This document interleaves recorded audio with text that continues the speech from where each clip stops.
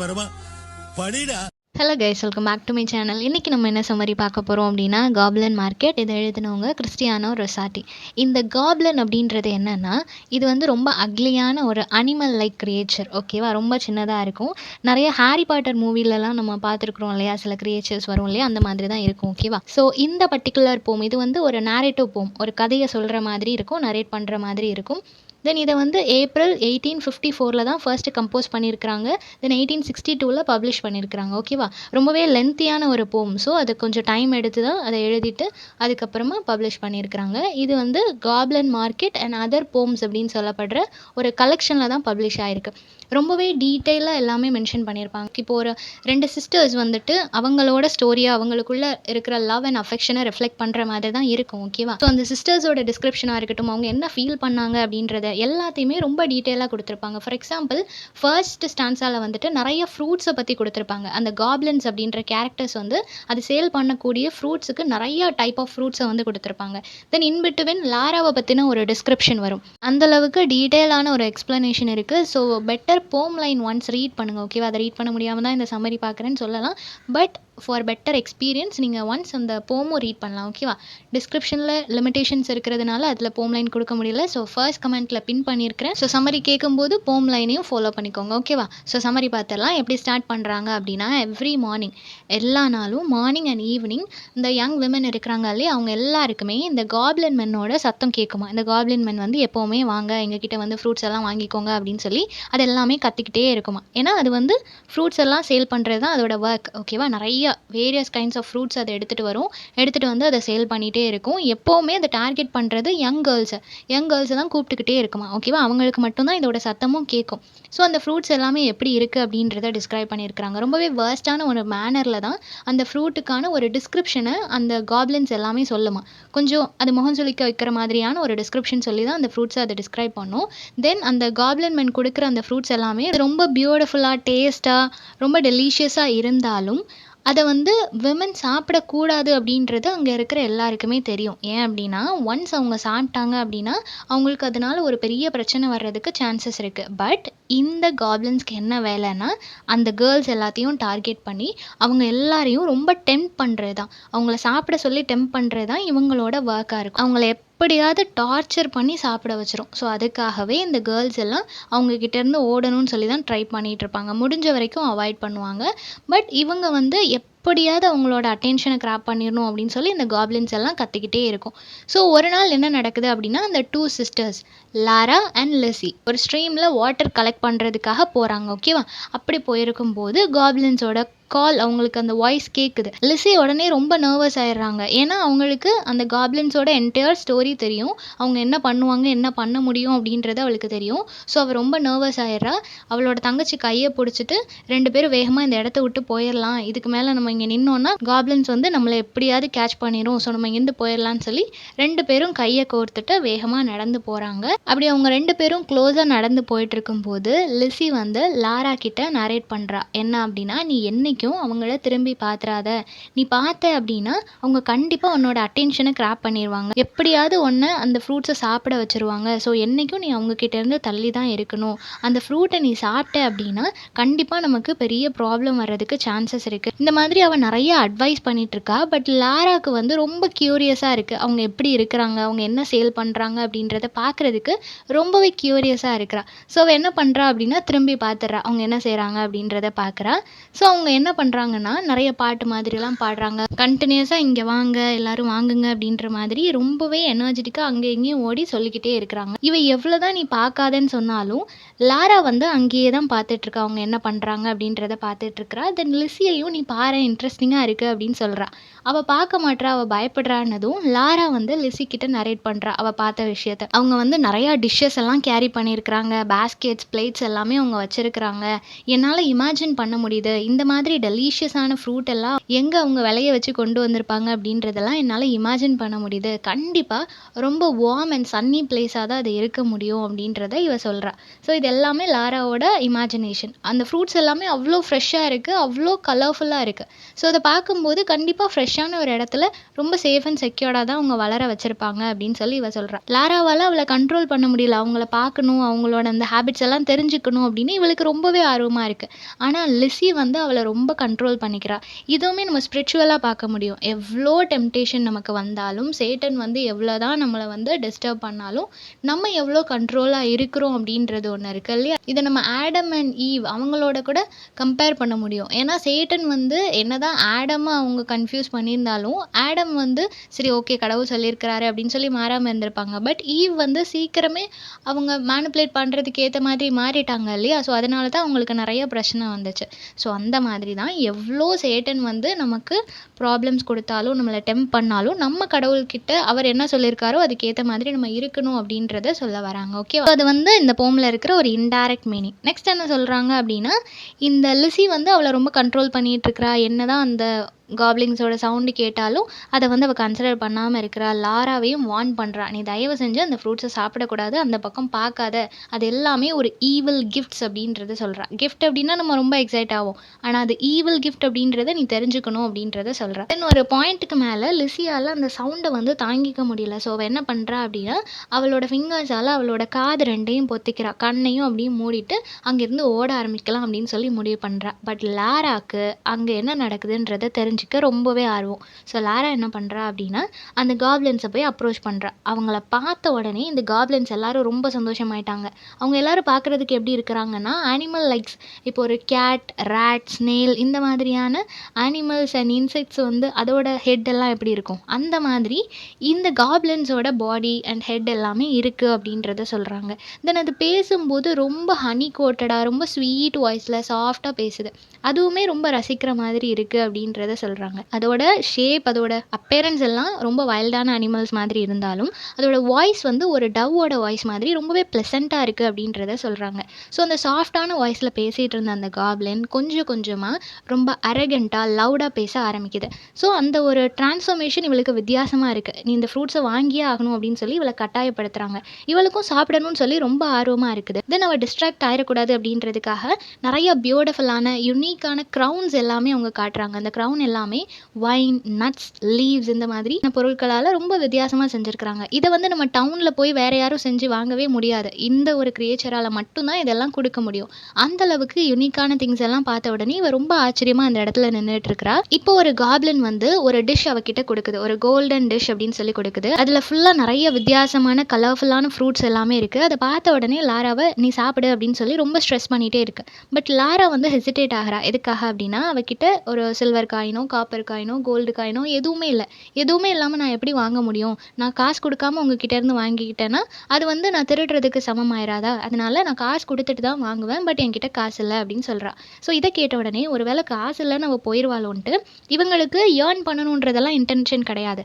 அவங்க எல்லாரையும் ஏமாற்றி இவங்களோட அந்த வலையில் சிக்க வைக்கணுன்றது மட்டும்தான் அவங்களோட இன்டென்ஷன். ஸோ அவங்க என்ன பண்ணுறாங்க அப்படின்னா, ஒன்றும் பிரச்சனை இல்லை, உன்கிட்ட ரொம்பவே பியூட்டிஃபுல்லான கோல்டன் ஹேர் இருக்குது இல்லையா, அந்த ஹேரில் நீ பேமெண்ட்டாக கொஞ்சம் கட் பண்ணி கொடுத்துட்டு நீ இந்த ஃப்ரூட்ஸை சாப்பிட்லாம் அப்படின்னு சொல்லிடுறாங்க.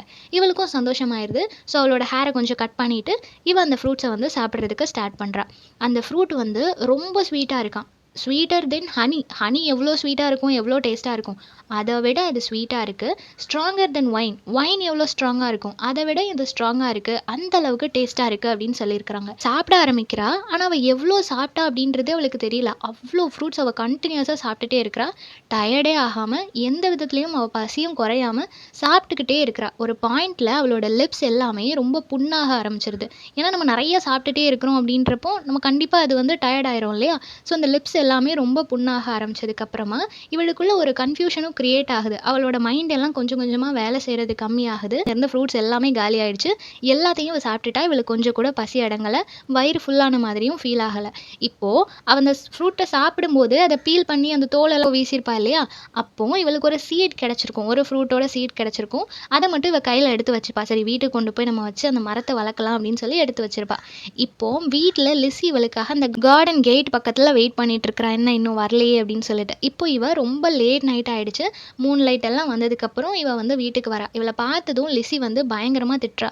"இந்த மூன் லைட்ல உன்னை யார் அங்க சொன்னது? நீ காப்லின்ஸ் கிட்ட மாட்டியிருந்தேன்னா என்ன நடக்கும்னு உனக்கு தெரியுமா? எதுக்காக இப்படிலாம் பண்றேன்னு" சொல்லிட்டு அவ பயங்கரமா திட்டுறா. திட்டிட்டு ஜீனிய பத்தி உனக்கு தெரியுமா அப்படின்னு சொல்றா. அந்த ஜீனின்றது யாருன்னா, அது ஒரு பொண்ணு. அந்த பொண்ணு இதுக்கு முன்னாடி ஒரு மூன் லைட்ல வெளிய போயி காப்லின்ஸ் கிட்ட மாட்டியிருப்பா. அவங்க குடுத்த ஃப்ரூட்ஸ் எல்லாம் சாப்பிட்டுருப்பா. ஃப்ளவர்ஸ் எல்லாத்தையும் பண்ணியிருப்பா. ஸோ அதனால அவளுக்கு என்ன ஆகும்னா, ரொம்பவே அந்த கிரேவிங் வந்துரும். அந்த ஃப்ரூட்ஸ் ரொம்ப டேஸ்ட்டா இருக்கு இல்லையா? ஸோ டெய்லி அத சாப்பிடணும் அப்படின்ற கிரேவிங் அவளுக்கு ஜாஸ்தி ஆயிருது. ஸோ டே அண்ட் நைட் அவ வந்து அந்த காப்லின்ஸ தேடிட்டே இருக்கிறா. பட் அவங்க கிடைக்கவே மாட்றாங்க. ஃபர்ஸ்ட் டைம் அவ சாப்பிட்டதுக்கு அப்புறமா அவங்களோட குரல் அவளுக்கு கேட்கவே இல்ல. ஸோ அவங்கள தேடி தேடி அந்த ஒரு ஃப்ரூட்ஸுக்கான கிரேவிங் அவளுக்கு அதிகமாகி, ரொம்ப வீக் ஆகி அவ சிக் ஆயிடுறா. ஸோ ஒரு பாயிண்ட் ஆஃப் டைம்ல அவளோட பிளாக் ஹேர் எல்லாம் கிரே கலர்ல மாறிடுது. அவளோட யங் ஏஜ் எல்லாமே ஒரு ஓல்ட் ஏஜ்ல இருக்கிற லேடி மாதிரி மாறிடுறா. தென் அவ கொஞ்ச நாள்ல இறந்தும் போயிடுறா. அப்புறம் அவ இறந்து போனதுக்கு அப்புறம் கூட அவளோட கிரேவ் யார்ட்ல ஒரு கிராஸ் கூட முளைக்கல அப்படின்றத சொல்றா. ஈவன் லிஸி கூட போய் ஒரு டெய்ஸி பிளான்ட்ட நட்டு வச்சிருப்பா. அதுவுமே அங்க வளரல அப்படின்னு சொல்றா. ஸோ எந்த அளவுக்கு டேஞ்சரா அந்த காப்லின்ஸ் இருக்கிறாங்கன்றது உனக்கு புரியுதா? அவங்க கிட்ட மாட்டிட்டேன்னா, நீ இறந்த அப்புறம் கூட நீ புதைச்ச இடத்துல பிளான்ட் வளர மாட்டுக்கு. அந்த அளவுக்கு பாய்சன் அவங்க. ஸோ அதனால நீ அவங்க கிட்ட போயிறாத அப்படின்னு சொல்லிட்டு இவ ரொம்பவே அவள திட்டிட்டே இருக்கிறா. இப்ப லாரா கொஞ்சம் கொஞ்சமா கன்ஃபஸ் பண்றா. இந்த மாதிரி நான் அந்த காப்லின்ஸ மீட் பண்ணேன். அந்த ஃப்ரூட்ஸ் எல்லாமே சாப்பிட்டேன். என்னால இமேஜின் பண்ண முடியுது அந்த ஃப்ரூட்ஸ் எல்லாம் அவங்க எங்கேருந்து கொண்டு வந்தாங்கன்னு சொல்லிட்டு. அந்த ஃப்ரூட்ஸ் ரொம்ப டெலிஷியஸா இருந்துச்சு. அதனால தான் நான் சாப்பிட்டேன் அப்படின்னு சொல்லிட்டு ஒண்ணு ஒண்ணா சொல்றா. தென் ரொம்ப எக்ஸைட்டடா சொல்றா. நாளைக்கும் நான் அந்த மாதிரி போய் சாப்பிடுவேன். அப்பவும் நான் உனக்கு வந்து கொஞ்சம் ஃப்ரூட்ஸ் எடுத்துட்டு வரேன் வீட்டுக்கு அப்படின்ற மாதிரி அவ ரொம்ப கேஷுவலா பேசிட்டு இருக்கா. இத கேட்ட உடனே லிஸிக்கு ரொம்ப பயமா இருக்குது. இருந்தாலும் லாரா நார்மலா தானே இருக்கிறா அப்படின்றதுனால அவளும் சரி ஓகே அப்படின்னு சொல்லி அவள பயமுறுத்தாம 2 பேரும் தூங்க போறாங்க. தூங்கி முழிச்சதுக்கப்புறம் மார்னிங் ஆயிடுச்சு. மார்னிங் அந்த காக் எல்லாம் சவுண்ட் கொடுக்கும் இல்லையா? அந்த சவுண்ட் கொடுத்ததுக்கப்புறம் 2 பேருமே முழிச்சுக்கிறாங்க.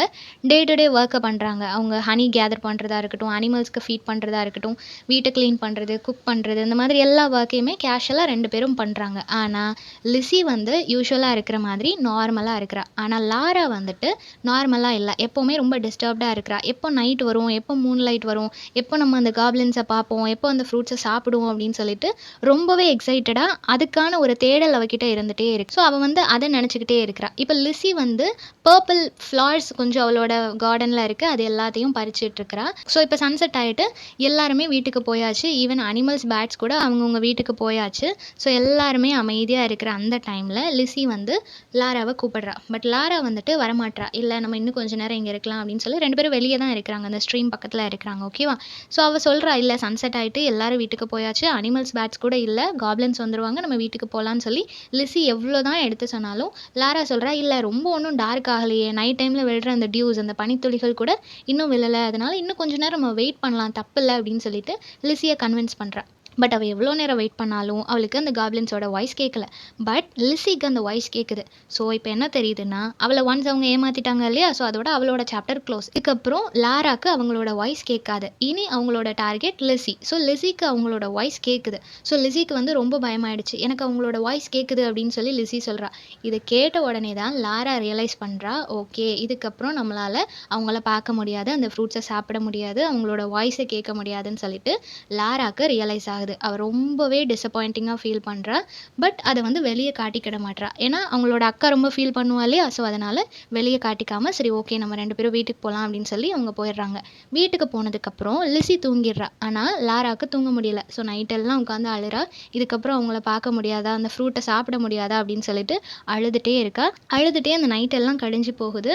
இப்போ காலையில பார்த்தா லாராவோட அந்த கோல்டன் ஹேர் எல்லாமே கிரே கலர்ல டர்ன் ஆயிருக்கு. ஸோ அதை பார்த்த உடனே இவளுக்கு ரொம்பவே பயமாயிடுச்சு.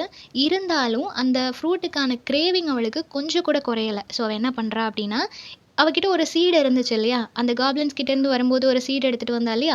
அந்த சீட வந்து வச்சு பார்க்கலாம். ஒரு வேளை ஏதாவது பிளான்ட் வந்துட்டு அப்படின்னா, அதில இருக்க ஃப்ரூட்டை நம்ம சாப்பிடலாமேன்னு சொல்லிட்டு அதை போய் வச்சு பார்க்குறா. பட் அன்ஃபார்ச்சுனேட்லி அதை ஒரு சன்னி ஸ்பாட்டில் வச்சு இவளோட டியர்ஸால் அதுக்கு தண்ணி ஊற்றினாலும் எந்த ஃப்ரூட்டுமே அதுலேருந்து கிடைக்கல. ஒரு சின்ன செடி கூட அதுலேருந்து வரலை.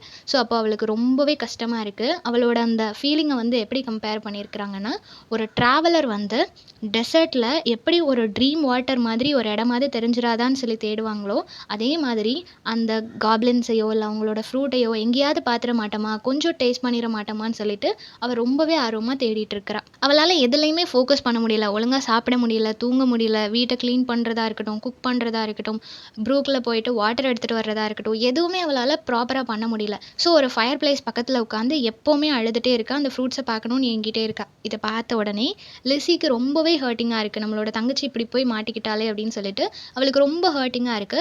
ஸோ அவளுக்கு வந்து அந்த வாய்ஸ் கேட்டுட்டே இருக்கு. காப்லின்ஸோட வாய்ஸ் எப்பவுமே அவளுக்கு கேட்டுட்டே இருக்கு. அவ என்ன ஒர்க் பண்ணாலும் நைட் டைம்ல அந்த வாய்ஸ் கேட்டுட்டே இருக்கு. ஸோ இவ என்ன பிளான் பண்றா அப்படின்னா, இவள நம்ம சரி பண்றதுக்காக அவளுக்குள்ள ஒரு தர்ஸ்ட் இருந்துட்டே இருக்கு இல்லையா? அத வந்து சாப்பிடணுன்ற ஒரு கிரேவிங் இருக்கு.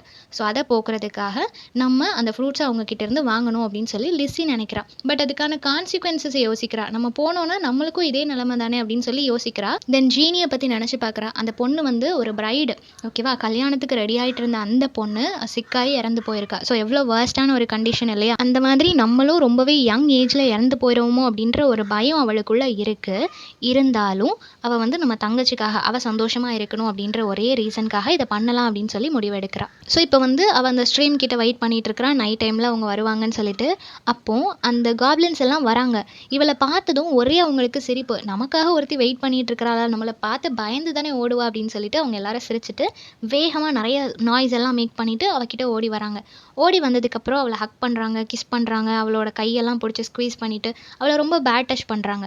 இது எல்லாமே அவளுக்கு ரொம்பவே டார்ச்சராக இருந்தாலும் அவளோட சிஸ்டருக்காக எல்லாத்தையும் தாங்கிட்டு இருக்கிறா. இப்போது அவங்க வந்து நிறையா டிஷ்ஷஸ் வந்து அவளுக்கு ஆஃபர் பண்ணுறாங்க. பிளேட் ஃபுல் ஆஃப் ஃப்ரூட்ஸ் கொடுக்குறாங்க, various kinds of gifts, sweets எல்லாமே அவளுக்கு ஆஃபர் பண்ணுறாங்க. ஒரு பென்னி அவள் கொடுக்குறா. கொடுத்துட்டு இந்த பென்னிக்கு பதிலாக நீங்கள் எனக்கு ஃப்ரூட்ஸ் கொடுங்க, அந்த ஃப்ரூட்ஸை வந்துட்டு நான் வீட்டுக்கு எடுத்துகிட்டு போக போகிறேன் அப்படின்னு சொல்கிறா. உடனே அவங்க வந்து இல்லை நீ எங்கேயும் எடுத்துகிட்டு போகக்கூடாது, இங்கே இருந்தே சாப்பிடணும் அப்படின்னு சொல்கிறாங்க.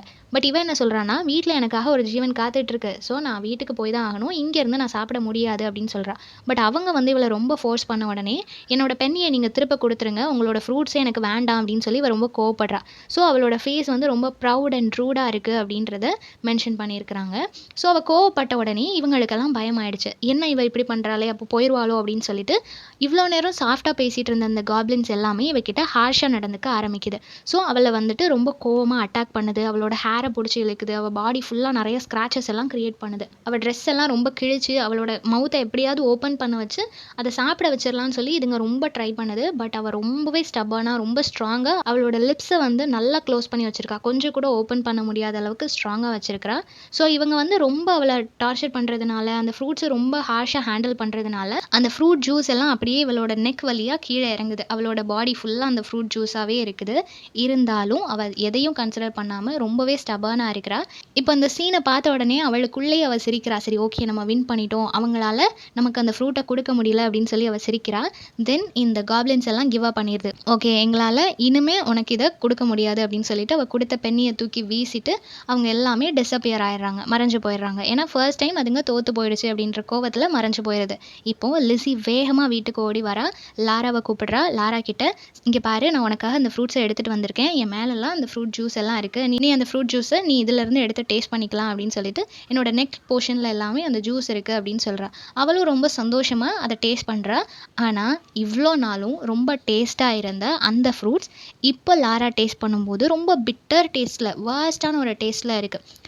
இப்போ அதை குடித்த உடனே லாரா வந்து அவளோட பாடியில் ஏதோ சேஞ்சஸ் வர்ற மாதிரி அவள் ஃபீல் பண்ணுறா. மயக்கம் போட்டு கீழே விழுந்துடுறா. லிஸிக்கு ரொம்பவே பயமாயிடுச்சு. நம்ம அவளை காப்பாற்றணும்னு பண்ணோம், இது இன்னும் அவளுக்கு பிரச்சனை ஆயிருமோன்னு சொல்லிட்டு நைட்டெல்லாம் அவள் பக்கத்துலேயே இருக்கிறா. அவள் கண்ணீர் பட்டு பட்டு லாராவோட ஃபேஸ் வந்து எப்போவுமே கூலாக இருக்குது. அவளோட பல்ஸை செக் பண்ணிகிட்டே இருக்கிறா. அவள் உயிரோட தான் இருக்கிறா அப்படின்றது தெரியுது. ஆனால் அவளுக்கு ஏதோ ப்ராப்ளம் அப்படின்றதும் புரியுது. ஸோ நைட்டு ஃபுல்லாக அவள் பக்கத்துலேயே இருந்து அவளை நல்லா பார்த்துக்கிறா. இப்போ மார்னிங் ஆனதும் லாராக்குள்ளே ஏதோ சேஞ்சஸ் தெரியுது. என்னன்னு பார்த்தா அவளோட பழைய அந்த அப்பியரன்ஸ், அந்த கோல்டன் ஹேர் வந்துட்டு யங் லேடி மாதிரி மாறிட்டா, பியூட்டிஃபுல்லாக இருக்கிறா, ஹெல்த்தியாக இருக்கிறா. ஸோ பேர்ட்ஸ் எல்லாம் அங்கங்கே சத்தம் போடுது, ஃப்ளவர்ஸ் எல்லாம் பிளாசம் ஆகுது. ஸோ எவ்ரிவேர் அந்த ஒரு பழைய பியூட்டிஃபுல்லான அந்த அட்மாஸ்ஃபியர் அவங்களால ஃபீல் பண்ண முடியுது. ஸோ அவள் ரொம்ப சந்தோஷமாக அந்த பழைய இன்னசென்ஸோடு சிரிக்கிறா. இதை பார்த்த உடனே 2 பேருமே சந்தோஷமாகறாங்க. இப்போ நிறைய வருஷங்கள் கடந்து போயாச்சு. இப்போ அவங்க 2 பேருமே வயசான ஆட்களாக மாறியாச்சு. 2 பேருக்கும் கல்யாணம் முடிஞ்சிருச்சு, நிறைய குழந்தைங்களும் பிறந்திருக்கு. இப்போ லாரா வந்து அந்த குழந்தைங்க எல்லாத்தையும் ஒன்றா கூட்டு வச்சு அவளோட யங் டேஸில் நடந்த இந்த காப்ளின்ஸோட கதையெல்லாம் சொல்கிறா. அவங்கெல்லாம் ரொம்ப டேஞ்சரானவங்க, இந்த மாதிரி ஃப்ரூட்ஸ் எல்லாம் சேல் பண்ணுவாங்க, நானும் ஒன்ஸ் மாட்டிக்கிட்டேன், பட் என்னோட பெஸ்ட் ஃப்ரெண்ட் லைக் என்னோட சிஸ்டர் வந்து என்னை சேவ் பண்ணிட்டா, ஸோ அவங்கக்கிட்ட நீங்கள் கேர்ஃபுல்லாக இருக்கணும் அப்படின்ற மாதிரி நரேட் பண்ணிவிட்டு நீங்கள் எல்லோரும் சேஃபாக இருக்கணும் அப்படின்னு சொல்கிறா. ஸோ இதோட இந்த போம் வந்து முடியுது. ரொம்பவே பியூட்டிஃபுல்லான ஒரு போம் இல்லையா? ஸோ ரொம்பவே லென்த்தியாக இருந்தாலும் அழகான ஒரு விஷுவலை வந்து கொடுத்துருக்குறாங்க. ஸோ இந்த சம்மரி எல்லாருக்கும் புரிஞ்சிருக்கும்னு நினைக்கிறேன். நெக்ஸ்ட் என்ன டாப்பிக்கில் வீடியோ போகலான்னு சொல்லி கமெண்ட் பண்ணுங்கள். தேங்க்யூ ஃபார் வாட்சிங்.